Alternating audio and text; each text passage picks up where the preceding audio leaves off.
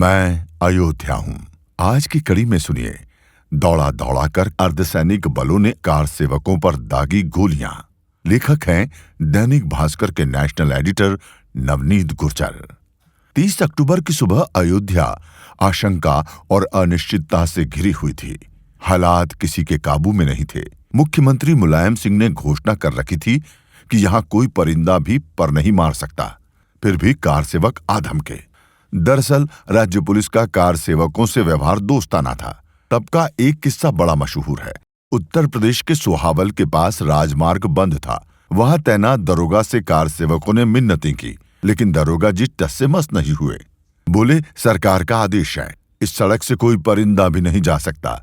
मैं इस बात का कड़ाई से पालन करूंगा, लेकिन सड़क से उतरकर कोई खेत के रास्ते जाए तो मैं उन्हें क्यों रोकूंगा भला। बस कार सेवक खेतों के रास्ते आगे बढ़ गए। खैर, 30 अक्टूबर को रात 2:30-3 बजे से कार सेवकों का सरयू किनारे पूर्णिमा स्नान शुरू हो गया था। सुबह 9 बजे कार सेवक और साधु स्नान कर छोटे छोटे समूहों में विवादित परिसर की ओर बढ़े। सुरक्षा बलों ने परिसर से 1 किलोमीटर दूर तक का क्षेत्र सील कर रखा था।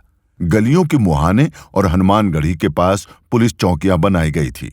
कार सेवकों ने इन चौकियों के आसपास डेरा जमाया। सुरक्षा जवान खदेड़ने आते तो कार सेवक वहीं सड़क पर बैठ जाते। भीड़ जमती देख आंसू गैस के गोले छोड़े गए। लाठी चार्ज भी हुआ, लेकिन कार सेवक डटे रहे। तभी अर्धसैनिक बलों ने अचानक गोलियां दागी। गली कूचों में दौड़ा दौड़ा कर कार सेवकों को गोलियों का निशाना बनाया गया। प्रशासन की ये कार्रवाई इतनी बर्बर और निर्मम थी कि घायलों को उठाने की भी किसी को इजाजत नहीं दी गई। वे वहीं सड़क पर पड़े तड़पते रहे। इससे पहले पिछले 9 दिन से सरकार अशोक सिंघल को गिरफ्तार करने के लिए कोना कोना छान रही थी, लेकिन सिंघल 29 नवंबर को ही अयोध्या पहुंच गए थे। संघ प्रमुख रज्जू भैया, विहिप अध्यक्ष विष्णुहरि डालमिया, महंत अवैधनाथ को रास्ते में ही गिरफ्तार कर लिया गया था। अटल जी लखनऊ एयरपोर्ट पर गिरफ्तार कर लिए गए। 30 अक्टूबर को शीश चंद्र दीक्षित सिंघल के साथ ही अयोध्या में प्रकट हुए। ये 30-40 कार सेवकों के घेरे में रहते थे। जब कुछ कार सेवक परिसर में घुस गए तो दीक्षित ने प्रशासन से उन्हें वापस भेजने के लिए अपील करने की अनुमति मांगी। दीक्षित और सिंघल को चबूतरे से अपील की इजाजत मिली। उनके भीतर जाते वक्त कई कार सेवक परिसर में घुस गए। अचानक कार सेवकों की संख्या हजारों में हो गई। ये तोड़ फोड़ मचाते हुए गुंबदों पर चढ़ गए। पहले तीनों गुंबदों में छेद किए और फिर उन पर झंडे गाड़ दिए। फिर फुर्ती से नीचे उतर आए।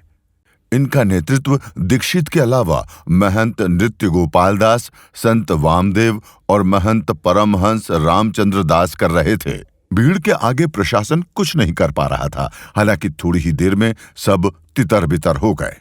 सिंघल के घायल होने की खबर फैलने से दोपहर करीब 2 बजे कार सेवक फिर बेकाबू हुए।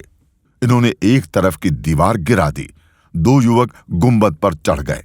ध्वज को ठीक से लगा रहे थे, तभी सीआरपीएफ ने गोली चलाई। दोनों नीचे आ गिरे। इसके बाद कार सेवक पीछे की नींव खोदने लगे। फिर गोलियां चली।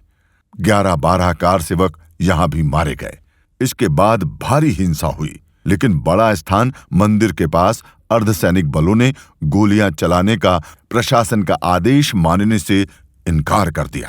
कार सेवक सुरक्षा जवानों के पांव छूते, जवान पीछे हटते और कार सेवक आगे बढ़ते। भारी उकसावे के क्षणों में पीएसी यानी प्रादेशिक सशस्त्र बल के 2 वर्दीधारी जवानों ने भी कार सेवा शुरू कर दी थी। प्रशासन के कान खड़े हुए। उसने पीएसी के जवानों को परिसर के भीतर से हटा दिया। आज के अंक में इतना ही। कल सुनिए अयोध्या गोलीकांड के खिलाफ कई शहरों में हुए दंगे।